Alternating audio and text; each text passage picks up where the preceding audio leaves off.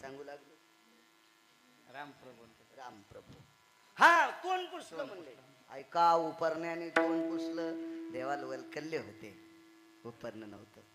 तो व्रतस्थ असल्यामुळे जटा वाढ्या होत्या. सोडिल्या भ्रुकुटीच्या तनुकळा,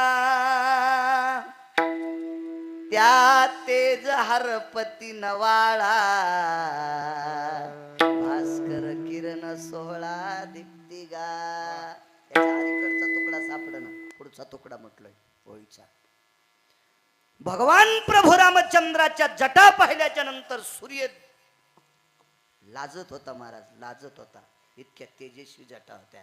त्या जटा मोकळ्या केल्या आणि त्या जटेनं तोंड पुसलं. म्हणून नाचे मागे मागे तोंड पुसलं.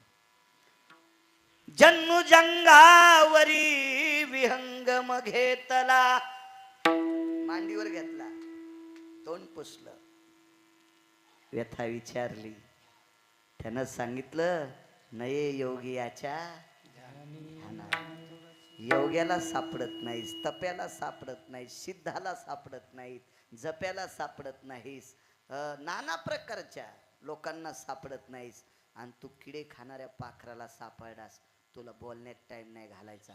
नुसतं बघत राहिलं त्याच्याकडं. पाहिलिया वेध लावी बैसे जीवी जडोनी, आता दृष्टी पुढे ऐसाची तोरा आहे, तो मी तुझा पाहे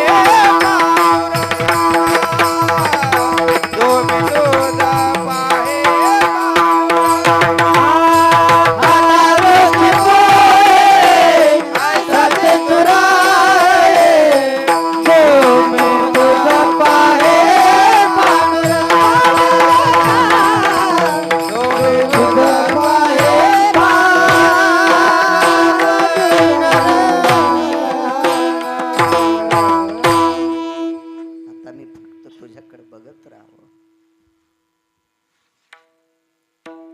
जयासाठी तप धावा,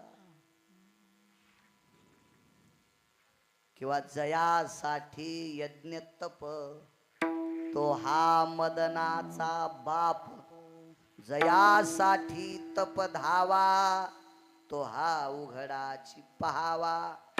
मंगळवेढ्याचे मालक चोखोबर आहे, म्हणतात, अरे ज्याच्यासाठी तुम्ही तपश्चर्या यज्ञ व्रत वैकल्य करतात, हे सगळं त्याला उघड पाहिलं की भेटतंय. तो हा उघडाची पहावा, जयासाठी यज्ञ तप, आणि तो हा मदनाचा बाप, तो विटेवरचा बाप आहे. आणि तो मला सापडलाय. कोण म्हणताय महाराज? एक पाखरू म्हणतंय. त्याच्याकडे पाहात पाहात पाहात पाहात जटायून प्राण सोडला. कोणाच्या मांडीवर? पंढरपुरातल्या मालकाच्या मांडीवर प्राण सोडला. प्राण. ऐका पुढचा विधी. दोन्ही गोष्टी इतक्यातच ऐका. देवावर ऋण काय होतं आणि देव नाचला कसा, याचे दोन पुरावे बारीकशे ऐका.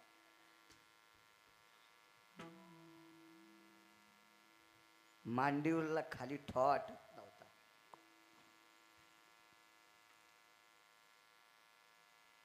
दर्भाची पेंडी घेतली, दर्भ खाली आथरला. दर्भ म्हणजे मोळ नावाचं गवत. त्या गवताला मोळ नावाचं गवत म्हणतात. नदीच्या कडेला असते दर्भ. दर्भाची पेंडी घेतली, खाली आथरली, आणि त्याच्यावर जटायूचं पार्थिव टाकलं. विश्व ज्याच्या ताब्यात आहे त्याला जगाचा बाप म्हणतात, त्याला ब्रह्मांडाचा धनी म्हणतात. त्यांनी लाकडं जमा केले,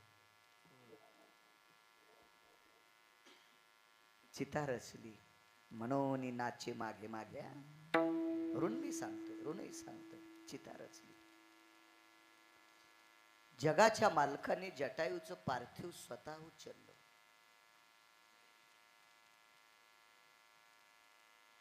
ते पार्थिव त्या लाकडावर ठेवलं. वरती लाकडं टाकली, अग्नी पेटवला, तो अग्नी श्राद्धाच्या किंवा पुण्यस्मरणाच्या कीर्तनात सांगत असतात, त्याला भडाग्नी नावाचा अग्नी म्हणतात. तो अग्नी दिला, कोणी दिला माहिती? पंढरपुरातल्या मालकाने. रक्ताच्या नात्यात जर अग्नी द्यायचा असेल तर प्रॉपर्टी लागते बरं. तसा देत नाहीत अग्नी तसा. सख्खे 3 जण भाऊ, दोघायला एक एक मुलगा, एकाला कोणी नाही. जमीन तिघायला सारखी होती. ज्याला कोणी नाही ते मृत्यू पावला, म्हणून नाचे मागे मागे सांगतोय. ज्याला कोणी नाही ते मृत्यू पावला.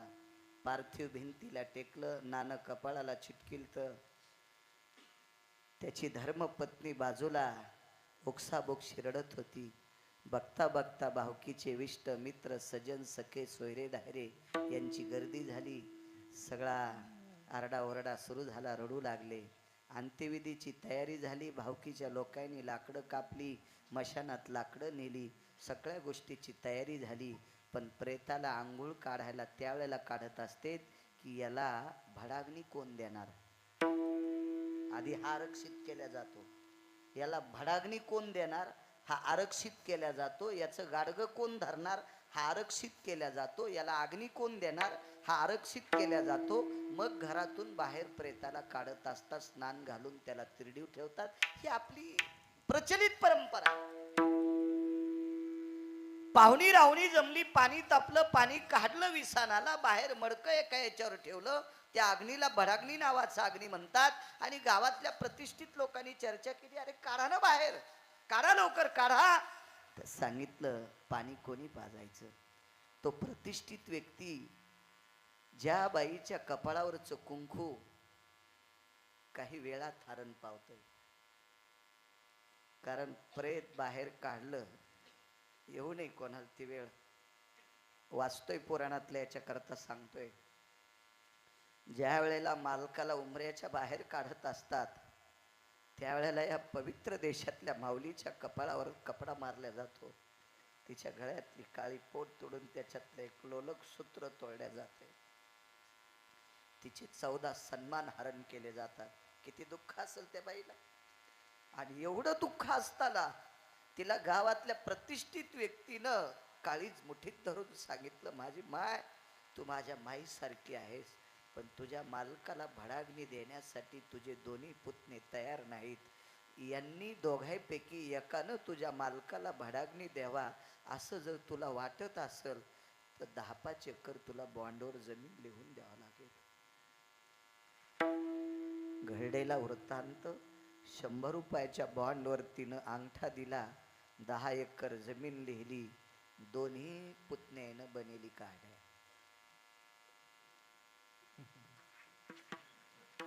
कळाला दृष्टांत. त्या भावाचा मुलगा म्हणला मी काकाला पाणी पाजतो. या भावाचा मुलगा म्हणला मी काकाला पाणी पाजतो. कापसेबो आधी पाजायला कोणी तयार नव्हतं. बाईनं अंगठा दिला, 10 एकर जमीन लिहून दिली. जो कोणी पाणी पाजीन त्याला 10 एकर जमीन. धोणे साहेब दोन्ही पोरं पाणी पाजायला तयार झाले. दृष्टांत संपला. चुलता बाप होऊ शकत नाही, पण बापासारखा आधार देऊ शकतो. हे आपल्या संस्कृतीतलं कुटुंब प्रणालीतलं एक श्रेष्ठ नातं आहे. चुलता असेल, काकी असेल, आजोबा असतील, आजी असेल, आई असतील, वडील असतील, हे देवाच्या बरोबरीचं स्थान आहे कुटुंब प्रणालीमध्ये. देवाच्या बरोबरीचं आहे. पण रक्ताच्या नात्यातली माणसं इतक्या ओढाताडी करते. रक्तातल्या नात्यातल्या लोकांसाठी जगाच्या मालकाने भडाग्नी अग्नी पक्षाला दिलाय. सामान्य ताकद असेल. किती लहान झाला असेल तो देव, किती लहान झाला असेल, किती लहान झाला असेल.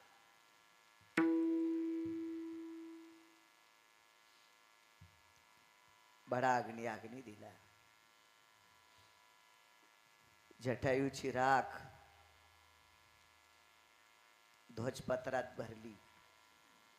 ध्वजपत्र म्हणजे विशिष्ट प्रकारच्या झाडाची साल. जिनच्या पॅन्टीवाल्यांना जरी माहीत नसेल तर पूर्वीच्या काळात काशीतले कापडी येत होते आणि काशीतले कापडी येणारे ध्वजपत्रावर प्रसाद देत होते. पूर्वीच्या काळातली सर्व ग्रंथ ध्वजपत्रावर लिहित होते. म्हणजे कागदासारखी मऊ त्याची जसं जसं त्याला घासताल अशी जशी चंदनाची निघत असती ना, तर चंदनाच्या हजारो पटीनं कपड्यासारखी ज्याची असे मधले हे निघतात त्याला ध्वजपत्र म्हणतात. अशा ध्वजपत्रात जटायूची राख घेतली आणि एका पवित्र तीर्थात समर्पित केली. दक्षिणेकडे तोंड करून दर्भाची अंगठी बोटात घातली. देवाकडे सोन्याची अंगठी नव्हती. सोन्याची अंगठी प्रभू रामचंद्राकडे त्यावेळेला आली. भगवान प्रभू रामचंद्र अगस्तींच्या आश्रमावर गेल्यावर रामायण नीट ऐक जा, नीट ऐक जा, नीट ऐक जा. आणि जोपर्यंत तुम्ही सुज्ञ होत नाहीत का तोपर्यंत आमचे सुधरत नाहीत. आमचे लोक सुधारण्यासाठी तुम्ही हुशार होणं अत्यंत गरजेचं आहे. तेव्हा खाणाऱ्याला पदार्थाची चव कळावी तेव्हा सुगरणीला कळतंय आपण स्वयंपाक कसा केलाय. खाणाऱ्यानं भजे खाताना नुसतं भजा तोंडात टाकल्यावर कसनुस तोंड करायचं, जसे खडे चावायला तिच्या लक्षात येते आपल्याला भजे नाही जमले. येड कांद्याला भजे म्हणून सांगू लागलं, ती म्हणली जमलं आपलं. असं नाही, असं नाही. तुम्ही अभ्यासानं इतकी हुशार व्हा, इतकी हुशार व्हा, इतकी हुशार व्हा की आमची लोक भविष्यात सारखा सारखा अभ्यास करतील. काय नाही, ते हवनात काही टाकलं असेल कोणी वाती वगैरे किंवा ड्युटी असेल तिच्यावर थोडंसं तेल टाकून ते करा, होत राहत. मला इथल्या ड्युटीचा दर्शन घेण्याचा योग आमच्या बोरेश्वर भगवंताच्या हरिओम बाबाच्या आश्रमावर त्या दिवशी ड्युटी मुक्कामाला होती. तरुण मुलं होती इथली, माझी भेट झाली. मा जगदंबेपासून तुळजाभवानी कुलस्वामिनीपासून ड्युटी आणली होती. तरुणांनी भेट झाली तिथे, हरिओम बाबाच तिथे भेटली मला. वा, दर्भाची अंगठी घातली, दक्षिणेकडे तोंड केलं आणि तर्पण विधी जटायूसाठी केला. अगोदर सांगितलेल्या दृष्टांताचा याचा जरासा मिलाप करा. बापाचा सख्खा भाऊ त्याला चुलता म्हणतात. बापाचा सख्खा भाऊ चुलता म्हणजे काका असतो. आणि या काकाला पाणी पाजण्यासाठी बॉन्डवर सही केल्याशिवाय नालायक पुतण्यानं पाणी पाजलं नाही काकाला. हा रक्ताच्या नात्यातला नालायक पुतण्या भारतात कितीतरी बघायला भेटतील. जटायूकून काय घ्यायचं होतं पंढरपुरातल्या मालकाला? ईदभर जमीन, 4-2 रुपये कापशे बुवा, सुपारी, इलायची, बडीशोप, कपडा, काहीच नाही, काहीच नाही, काहीच नाही. उलट यानं निर्माण केलेल्या सृष्टीतले दाणे तो पक्षी खात होता. याचीच त्याच्यावर कृपा. तरी जगाच्या मालकानं इतका आपला मोठेपणा सांडून त्याचा संपूर्ण विधी केला. याला म्हणायचं मनोनी नाचे मागे मागे, पण ऋण काय? आता अलीकडे बोलावं लागेल. मग देव जर पाखरासाठी इतका वाकत होता तर ह्या पक्षाचं देवावर कर्ज काय? जटायूला संत म्हणायचं नाही असं जर मी म्हणलो तर गिरगावकर मूर्ख ठरेल. कारण त्यानं भजन केलंय. आणि भजन करणारी लोक वारकरी असतात, संत असतात. हो, उगारी कामा नाही कोणासाठी कोणी यायला. मग तो सामान्य नाही, त्याच्या अंतःकरणापासून नामाची ज्योत पेटली आणि विटेवरच्या मालकाचं तो भजन करीत होता. पण ऋण कोणतं याचा मुद्दा आहे का? ब्रह्मांडाचा मालक, या ब्रह्मांडाच्या मालकाची मालकीन एक श्रीमंत व्यक्ती हरण करीत होता. आणि त्या श्रीमंत, आता तो नालायक किती, सात्विक किती, सदाचारी किती, पुण्यशील किती, पवित्र किती, विद्वान किती याची पर्व येतो. रावण विद्वान बी होता, रावण विद्वान बी होता, रावण सदाचारी सुद्धा होता, रावण पुण्यवान पण होता. किती पुण्यवान! माईसाठी आत्मलिंग आणलो. कसं म्हणता त्याला पापी? एक मुद्दा. रावण विद्वान किती! ज्याच्या वाणीला प्रसन्न अलीकडे मंदिरातले मालक झाले. काय नाव आहे शंकराचं? कटेश्वर. भगवान शिवशंकर त्याच्यावर प्रसन्न झाले आणि त्याच्या वाणीला प्रसन्न होऊन सोन्याचं गाव देऊन टाकलं. कारण वास्तुशांतीच्या पूजेला रावण होता. काय म्हणतात म्हणाल, यावस्थानो वास्तु सत्पुरुषास्ततो प्रसन्नो भव मम ग्रहे सर्वस्थितो चिरकाल आप्राप्य स्थितोति भयं प्राप्तो यत्मिद्यायं रमं व्रजितो अर्थो पुनितं द्रव्यराशियं गोधनः सर्वस्थितां पवित्र हेम कञ्चना सर्वस्थितो अर्थं मुद्याभयस्थापितं वास्तुयं पुनितब्धैव पुनितः ज्येष्ठा कनिष्ठा यद्भवेनि पुनिताय सर्वं आयुरारोग्यस्तता दीर्घमायु यत् भविष्यत् पुण्यायां करिष्यते.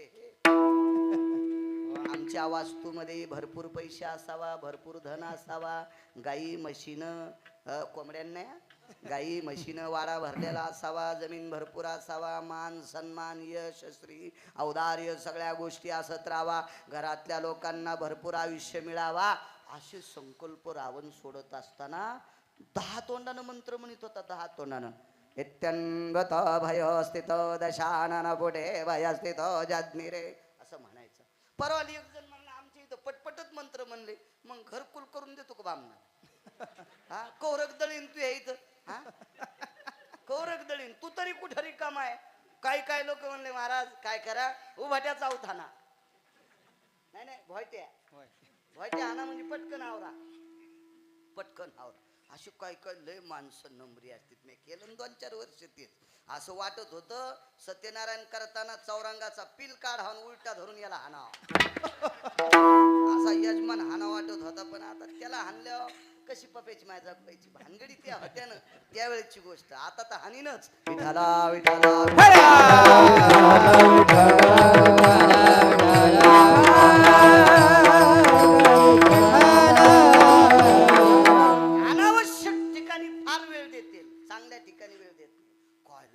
बापा काय चराट लांबिलं. सत्यनारायण चराट असतो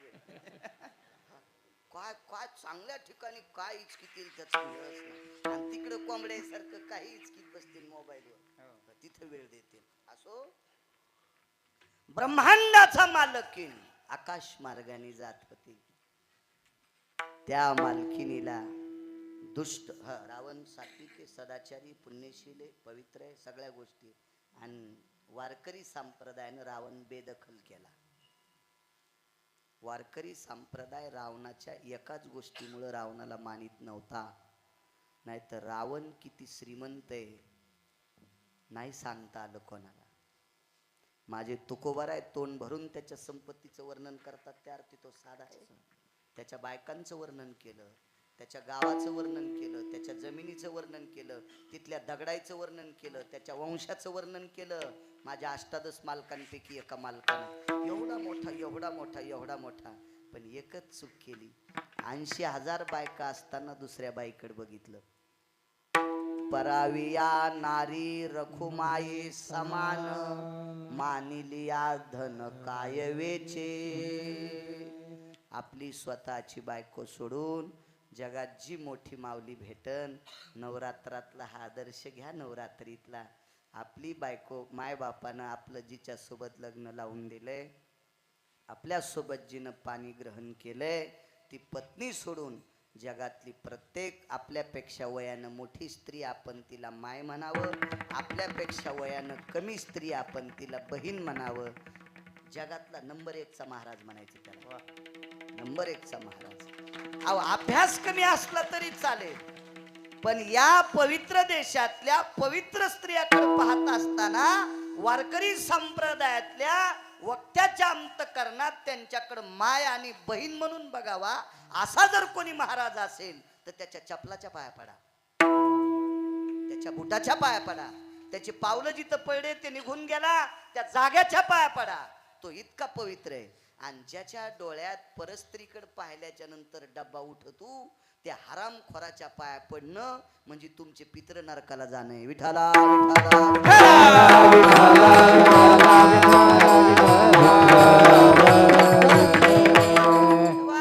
खालचे लोक बापू कोणाला मानते? त्यांना ज्ञानेश्वरी पाठ आहे, त्यांना गाथा कंठस्थ आहे, पण त्याच्या काळजाला मशीन लावली तर मशीन जळून जाते. इतकं त्याच्या चित्तात डांबर भरले. आणि अशा भंगिऱ्याला ज्ञानेश्वरी पाठ असून काय फायदा? त्याचं वागणं तपासा.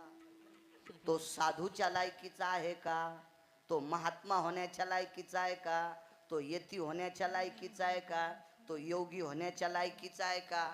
तो तपी होण्याच्या लायकीचा आहे का? तो सिद्ध होण्याच्या लायकीचा आहे का? तो महंत होण्याच्या लायकीचा आहे का? तो आचार्य आहे का? तो पंडित आहे का? तो शास्त्री आहे का? त्याचं आचरण तपासल्यावर कळतं. ज्याचं आचरण गोड तो साधू गोड. ज्याचं आचरण गोड आहे का तो साधू. हा संप्रदाय देखाव्याला मानितच नाही. हा संप्रदाय वागण्याला मानितो. वागण्याला देखावे बाकीच्या याच्यात झळ झळ झळ झळ नुसते देखावे. इथं वागण्याला किंमत आहे. चोखोवाऱ्याला व्यवस्थित कपडे नव्हते पण वरचा आम्र शुद्ध करायची ताकद. म्हणून त्याच्या इथं गुरवळले म्हणून नाचे मागे मागे. इतक्या अधिकारी लोक होती. नामदेवरायाच्या घरी डेरा नारळाच्या खाली टेकलेला होता. घर चंद्रमोळी. तर त्याच्या घरची चूल पेटण्यासाठी त्याच्या घरची बाई जी दास्यत्व करीत होत्या माझ्या जनाबाई तिच्यासोबत गौऱ्या याचल्या पंढरपुरातल्या मालकांना म्हणून नाचे मागे मागे. वागायला गोड लोक होती ना. वागणं गोड होतं. या लोकांचं आचरण गोड होतं. साध्वी जनाबाई दामू शेट्टींना पिता मानायच्या, कोणाबाईला माय मानायच्या आणि त्यांच्या पोटी जन्माला आलेल्या संत शिरोमणी नामदेवरायाला गुरु मानून स्वतःला त्यांची दासी म्हणायच्या. दासी नामयाची. चौकटीत वागणारी लोक. म्हणून जगाचा मालक नाव घालीत होता. माझ्या जनीला नाही कोणी म्हणून देव घाली पाणी. दळू शकतो का माणूस? 10-50 एकर ज्याला जमीन आहे ते दळू शकतो का डॉक्टर साहेब? दळू शकतो का? दळू शकतोय? तुमच्या ज्वारीला कंस लागू द्यायचेत का गव्हाला वंब्या लागू द्याच्यात का बाजरीला कंस लागू द्यायचेत का नाही लागू द्यायचे? ज्याच्या हातात ते दळीत हात. झाड लोट करी जानी केरा भारी चक्रा